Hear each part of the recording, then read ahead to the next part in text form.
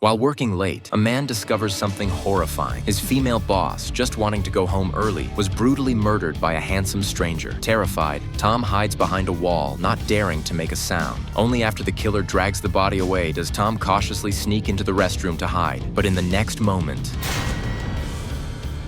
the company's security guard has already been killed. The killer looks slightly dazed. Tom steps forward to confirm, only to accidentally trigger the toilet's flush sensor. The loud sound echoes through the silence, and afraid it'll attract the killer, he slams the door shut and steps onto the toilet. The killer walks straight in. Fortunately, he doesn't notice anything wrong with the stall, and instead starts wiping blood from his face in the mirror. Tom silently prays he'll leave, but then the killer suddenly speaks. Seeing the keys on the guard's waist, Tom realizes things are turning dangerous. Without hesitation, he jumps off the toilet and crawls to the next stall just before the killer checks. To avoid being spotted again, he climbs back onto the toilet, only to trigger another sensor. Luckily, the killer also triggers his own, avoiding suspicion. After smashing the guard's radio, the killer slowly leaves the restroom. Only when it's completely quiet does Tom escape. But as soon as he opens a door, he runs into another late-working colleague. Tom frantically tells him about the killer, but the colleague doesn't believe it because there's no overtime pay. Only when he sees the blood on the wall does he realize the gravity of the situation. They rush to the elevator, but it's been shut down. They try the emergency exit, also locked. Every escape route is blocked. The two have no choice but to return to the office. Tom tells his coworker to call the police using the computer while he retrieves his phone. As he walks down the hallway, he sees a figure approaching. Terrified, he runs back.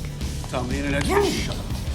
There's no time to turn off the computer. The killer arrives, and the glowing screen catches his eye. He slowly walks over. Tom and his colleague hide under the desk, holding their breath. Thankfully, the killer doesn't find them. True to his energy-saving habit, he simply yanks the power cord and leaves. Once the coast is clear, the two peek out and flee in the opposite direction.